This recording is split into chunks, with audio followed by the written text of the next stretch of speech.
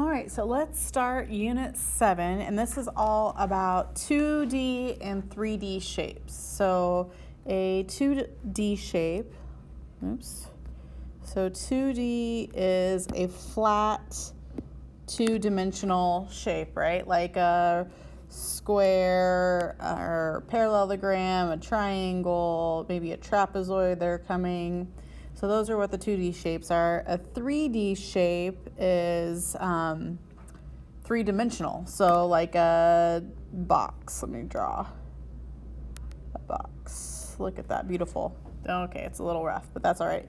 So the first part of this unit is we're just dealing with the 2D stuff, so the flat shapes. So on your quiz, you're going to have memorized these formulas that we're talking about for today. So the square, I'm actually going to cross that one out because it's nice to know, but really you can get the area and perimeter done with just like a rectangle. So your formula for area of a rectangle, I'm actually going to change this. Sorry, I don't like base and height. It's length times width. So area equals length times width. And then the perimeter. There is that fancy formula, or you could just add up all the sides, which is what I tend to do. Length plus width plus width. Okay, and then or the other formula would be 2 times the length plus 2 times the width. Okay, so that's your formula for a rectangle. Triangle, we've already done this one. So the perimeter is, of course, you add up all the sides, so all the outside sides. The area is the same as from last unit, 1/2 base times height. So hopefully you have that memorized already. We're close to it. And then more stuff from last unit, circle. So there's the two circumference formulas, pi times the diameter, and then the other one is 2 times pi times the radius. And then the area is pi r squared. So those are all of the formulas that we're going to be dealing with today. So please make sure you study those if you don't already have them memorized. Okay, I'm going to skip problem number 1 and let's go to problem 2. So just like from last unit, what is the circumference of the circle in terms of pi, and then what is the circumference rounded to the nearest tenth? So on your quizzes and tests, this is how I'm going to count it. So you're going to get 1 point for writing down the formula. So this one I'm going to use the pi d formula. So that's going to be 1 point. And then you're going to get 1 point for plugging in the 15 for the diameter. So pi times 15, that's 1 point. Then, so your answer, they wanted it in terms of pi, so that would just be 15 pi. And they also wanted it rounded to the nearest tenth. So that would give you 47.1. So the answer is going to be worth 2 points on your quiz and test.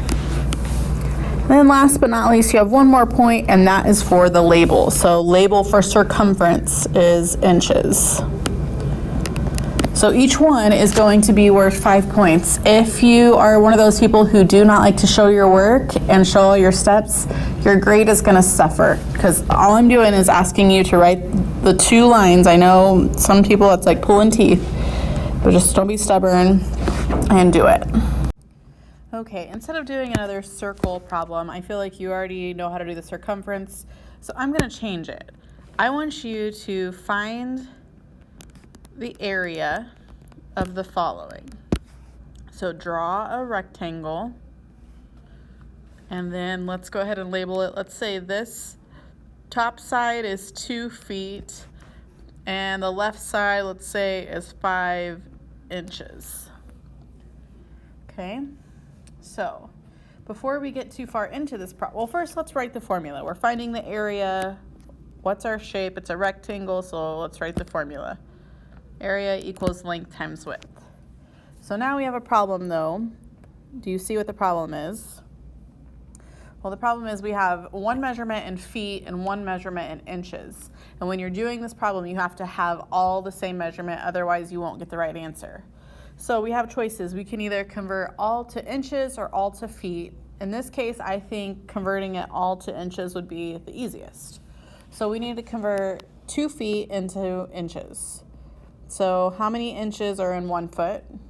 12. So then how many inches would be in 2 feet? Well, 12 times 2 would be 24. Okay, good. So now we have all in inches. Now we're ready to go. So we've got 24 times 5. We're going to plug it in, and that gives me 120 square inches.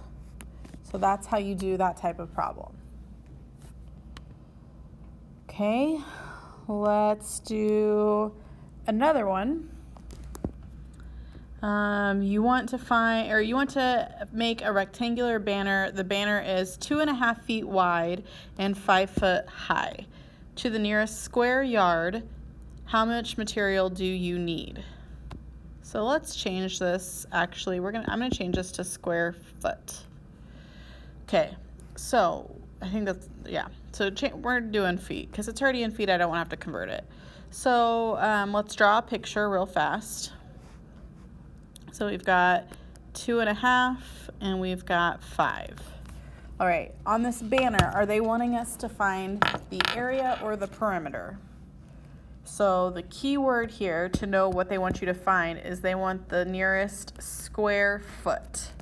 So when you think of square foot, you're thinking area every single time. So let's write our formula for area. So we have length times width. Plug it in, 2.5 times 5, and 2.5 times 5, I believe is 12.5, yes. So 12.5 is your answer. Now they wanted it rounded to the nearest square foot, so that's the nearest whole number. So this would be approximately 13 feet squared. Okay, next one. Here's another area of a circle. Let's go ahead and do this. So we have our formula. Area equals pi times radius squared. So this one, our radius, that 16 is not your radius. Remember, it's your diameter. So you need to find the radius, which is half of that. So 8. So we have pi times 8 squared. And they want it in terms of pi, so it's just going to be 64 pi, and don't forget your label, meters squared. Okay, I think we're finally ready to go back to problem number 1. So this is a tough problem, and you have one like this on your homework, so just be ready. These aren't going anywhere. So the Botany Club members are designing a rectangular garden for the courtyard of your school. They plan to place edging around the outside of the path. How much edging material will they need? So what are we finding? If you're doing, there's a keyword here, and it's placed on the outside of the path. So they're wanting to know, how much edging they need. What is that? Is that area or perimeter? Well, that's the distance around the outside. That's going to be perimeter. So perimeter, we just need to add up the 4 sides. So perimeter equals length plus width plus width. Okay? So now here's where the tough part is. They give you that from here to here is 16, and they tell you that there's a 4-foot path all the way around. So that means the top is 4 feet, the sides are both 4 feet wide, and then the bottom is 4 feet too. Okay, so let's go ahead and find this right here, this side right here. So this would be 16 from here to here. And then you have a 4 on this side and a 4 on this side. This is a trick question. So you need to find the whole way across. That would be 4 plus 16 plus 4, which gives you 24. Okay. So now we need to do the exact same thing for that vertical side. So they tell you from here to here is 22. But then don't forget the 4s on either side. Not just one 4, there's 2 of them. So 4 plus 22 plus 4 would give you 30. All right, so now we have all our length and our width for the outside. So let's just do 30 plus 30 plus 24 plus 24. I believe that gives you 108. And then don't forget your label. What is it? Well, it's not area, so it's not squared. It's perimeter, so it's just feet. So 108 feet. All right. Let's do another one. So now, you might remember doing these, you might not, but you did them probably in middle school, and you're finding the area of irregular shapes. So what's really kind of cool about this is there's a lot of different ways you can do it. So do what your mind sees. So my mind, and how you do this is you split this up into things you can find the area of. So for me, my first guess would be this. So you have a square and then 2 rectangles. Okay, you may have saw it the other way, like this maybe. Yeah, I've had people in class say, all right, we're getting a little crazy now, but I see 1 big triangle and then 3 little triangles. Then I've also seen, what was the other one I saw? 2 little squares and 1 bigger square. Okay, so it doesn't matter. Or one last one, just for fun. They saw 6 different little squares. Okay, so it doesn't matter. Whichever way your mind sees is you can get the same answer any way you do it.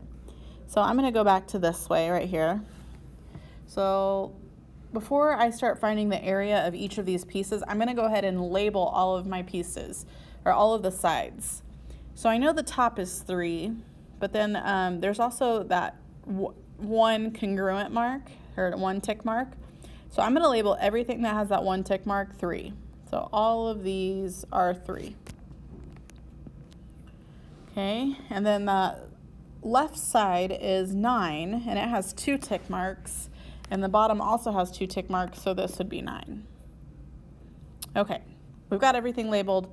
Let's solve it. So I'm going to do the top one first. So area equals length times width. Length and width of this one is 3 times 3, so 9.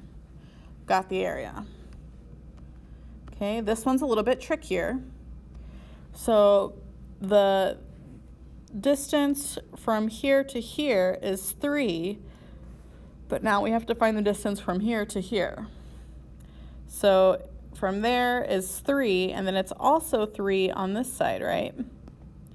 So the length is 6. So this is going to be area equals length times width, 3 times 6, which gives you 18. And I'm not worrying about labels now because I'm going to put that on at the end. Okay, the last one, this one would be a 9 by 3, so area equals length times width, 9 times 3, which would give me 27. All right, I have my 3 different pieces. What do I do now?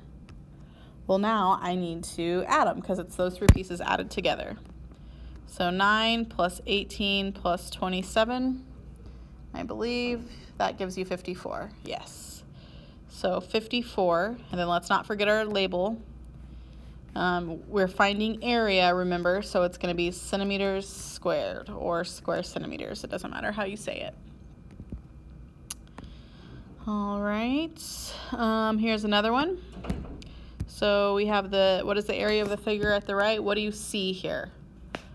For me, I see a rectangle and a triangle. Okay, so let's find the area of both. So now I'm going to label all my sides that I can see. So this is 4, this is 4, and this is 4 because it has the 1 congruent symbol. I don't know anything about that hypotenuse of that right triangle, so I'm going to leave it. So let's get the easy one out of the way and find the area of my rectangle. So the rectangle is length times width. So this would be 4 times 12, which would give me 48. Easy enough. Now this is where it gets a little tricky. I'm going to write it over here. Let's do the triangle. So the triangle formula, remember, is 1/2 base times height. So 1/2 times my base of my triangle would be right there. My height of my triangle would be right there. So we know what the base is, it's 4. Now we need to figure out what the height is. So if we have from here to here, so the whole way across the bottom is 12, but we're missing a piece. So it's that green is not 12. It's 4 plus something gives you 12, and that something, of course, would be 8. So this would be 8 right here. So we have 1/2 times 4 times 8.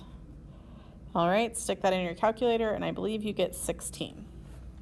So now we have the rectangle piece plus, so 48 plus the 16, right? Because you're adding that piece, and you get 64. And then now here's where I'm gonna throw my label on. It is area, so it'll be feet squared. Okay, I'm gonna do one last one. I'm not gonna do it all the way. I want you to write this down. So say you have a shape kind of like something like this. Okay, so what I see is I see a rectangle, right? A big rectangle. Draw this, let's do this right here. If I close that up, that'd be one big rectangle, right? And then I see a missing triangle. So how you're gonna do this is you're gonna find the area of the rectangle and the area of the missing triangle. And what do you think you do if something is missing? Well, you're gonna subtract. So find the area of the full rectangle and then the area of the missing triangle, subtract them, and that will give you the area of that shape. So remember, if there's an additional piece like on this, like that triangle is added to the rectangle area, in that case, then you need to add.